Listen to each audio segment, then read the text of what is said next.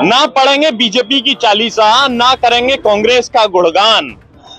हम करेंगे सिर्फ तथ्यों का संज्ञान, और तथ्यों का संज्ञान लेकर प्रश्नों की प्रयोगशाला में आपको बताएंगे। नमस्कार, मैं हूं सौरभ दुबे और अभी हमारे साथ कुछ स्थानीय लोग हैं, बीजेपी के नेता हैं। उनसे हम ये जानने की कोशिश करेंगे कि वर्तमान में चुनाव की दशा क्या चल रही है। शिवपुरी विधानसभा क्षेत्र में धैर्यवर्धन शर्मा है, बीजेपी के प्रदेश प्रवक्ता, पूर्व प्रदेश प्रवक्ता। नमस्कार सौरभ जी। शिवपुरी निश्चित तौर पे हम अच्छे बहुमत से जीत रहे हैं और देवेंद्र जैन जी की छवि इसमें बहुत मायने। मैं माफ कीजिएगा, मैं ये नहीं जानना चाहता कि जीत रहे हैं या हार रहे हैं, क्योंकि सभी भाजपाई ये कह रहे हैं कि हम जीत रहे हैं। मैं तो ये जानना चाहता हूं आपसे कि क्या वजह है, तथ्य क्या है, क्यों आप जीत रहे हैं, और स्थानीय स्तर पर कौन कौन से मुद्दे हैं जिनको आप जनता के बीच में प्रसारित कर रहे हैं, और इन आम लोगों से आप क्या कहना चाहते हैं। देखिए, विजयश्री को कन्वर्ट करने के लिए हम चौतरफा कसावट का काम कर रहे हैं। सबसे पहले प्रत्याशी, तो प्रत्याशी की छवि, वो विधायक रहे शिवपुरी के, शुद्ध ईमानदार थे, बहुत विनम्र थे, लोगों के साथ उनका संवाद बहुत मधुर था। ये देवेंद्र जी की विशेषता है। अब पार्टी की बात करें तो पूरे हिंदुस्तान में भारतीय जनता पार्टी से अच्छी पार्टी कोई हो नहीं सकती, ये जनता का मत है, उसके वे प्रत्याशी हैं। तीसरी बात, भारतीय जनता पार्टी की जो लोक कल्याणकारी योजना है उसका मैं एक छोटा सा उदाहरण दे रहा हूँ।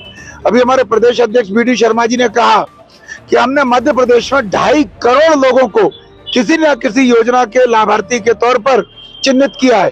और आप कल्पना करिए, 7.5-8 करोड़ के मध्य प्रदेश में 2.5 करोड़ लोग अगर किसी न किसी जनहित की कल्याणकारी योजना से लाभान्वित हो रहे हैं, तो ये स्वतः सिद्ध है कि शिवराज जी और मोदी जी क्यों आवश्यक है।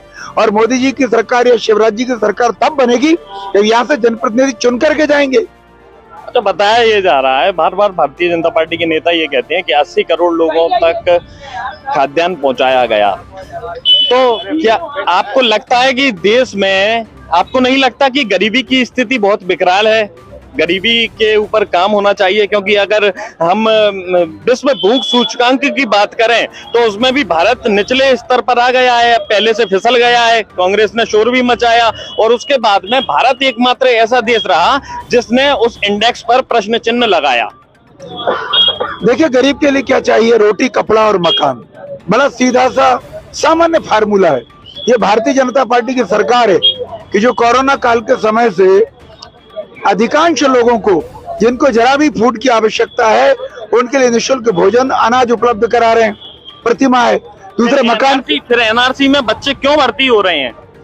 तो देखिए, दोनों अलग विषय हैं। यदि कोई बीमारी के कारण से पोषण ठीक नहीं हो पा रहा है तो उसके लिए अलग प्रकार की व्यवस्था है, पर कहीं ना कहीं उनकी चिंता हो रही है उनके स्वास्थ्य की, उनके पोषण की, उनकी तकलीफ कैसे दूर करे सरकार, उसके लिए हमारे पास बहुत सारे विकल्प हैं। और दूसरा बात मैंने कही मकान की, तो कहीं ये सामान्य बात है क्या ये कि हमने लाखों लोगों को 2.5 लाख रुपए का आवास उपलब्ध कराया उन गांव में जहां वो इंदिरा कुटीर के जमाने से एक कुटीर के लिए वे तरसते थे।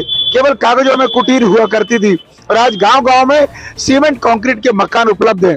इसलिए हम कह सकते हैं कि गरीबों के जीवन स्तर को सुधारने के लिए भारतीय जनता पार्टी की सरकार ईमानदारी से संकल्पबद्ध है। अच्छा, स्थानीय बीजेपी नेता भानु दुबे भी हमारे साथ में है। भानु दुबे से हम ये जानेंगे कि जनता जो शिवपुरी की है, शिवपुरी विधानसभा क्षेत्र पर हम लौट कर आ रहे हैं, वो आखिर कांग्रेस प्रत्याशी केपी सिंह कक्काजू को वोट क्यों ना दे, और क्यों दे देवेंद्र जैन को वोट? देखिए, इसलिए कांग्रेस को वोट नहीं देना चाहिए कक्काजू ने अभी तक शहर का माहौल ही नहीं देखा। शहर के कुछ चुनिंदा लोगों से या कुछ लोगों से ही जुड़े हैं। लोग भी नहीं जानते, नाम से जानते हैं, शकल से नहीं जानते कौन है, और शहर के वार्ड में भी नहीं घूमे, जो पहली बार घूम रहे होंगे।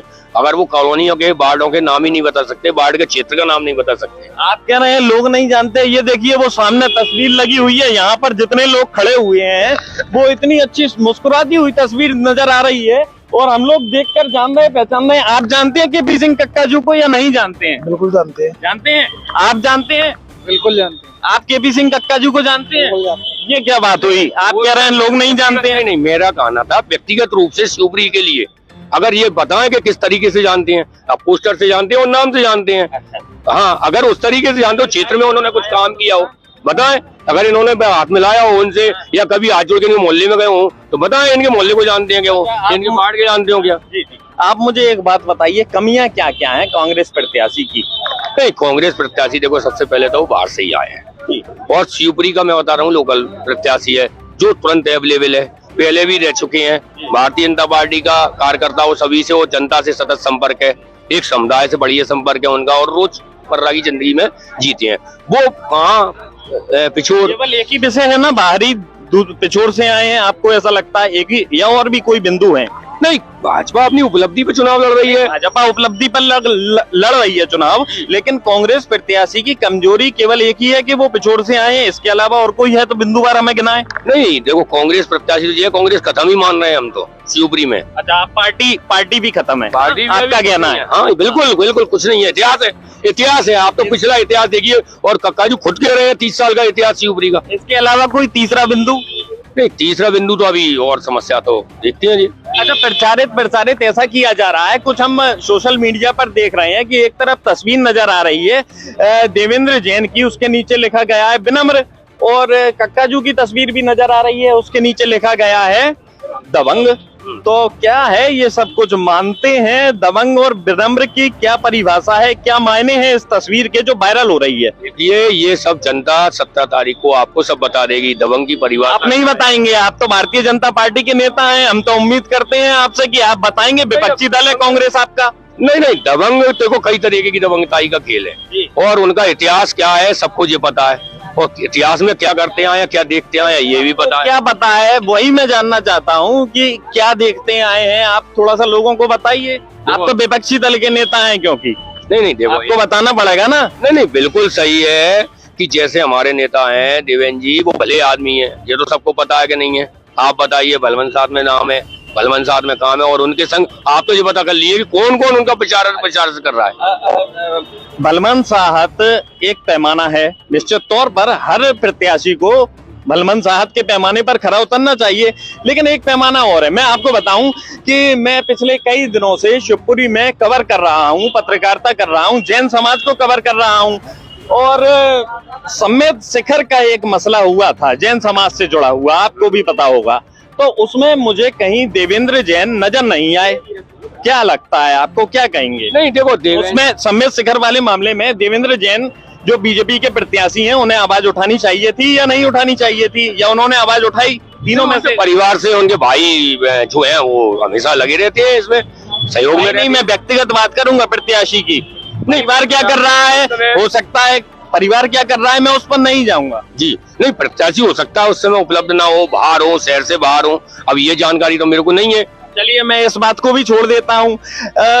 बीफ एक्सपोर्ट को लेकर एक मामला हुआ था, पूरा जैन समाज जिला कलेक्ट्रेट कार्यालय में खड़ा था ज्ञापन देने के लिए, लेकिन उस तस्वीर में भी हमें कहीं बीजेपी प्रत्याशी नजर नहीं आए। मैंने खुद कवर किया था, क्या कहेंगे? नहीं, वो विषय मेरे संज्ञान में नहीं है कि ज्ञापन देने कौन गए थे कौन नहीं गए थे।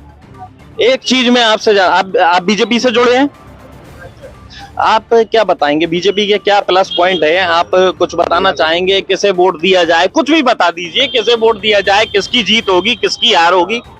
जीत बीजेपी जीतेगी। अच्छा, क्यों जीतेगी?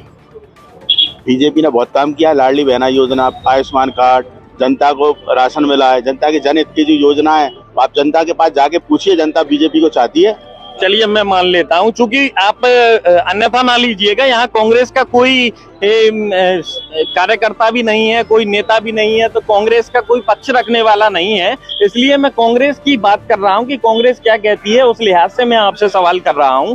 क्या इतने कार्यकाल, 20 साल का कार्यकाल हो गया, क्या कोई कमी रही भारतीय जनता पार्टी की, या सब कुछ बेहतर किया गया है, हरा हरा है सब कुछ? बेहतरी तो चल ही रहा है। आप देखिए, 2.5 लाख रुपए आवास योजना के नाम पे गरीबों के लिए मकान बनाने की प्रधानमंत्री जी ने सोची।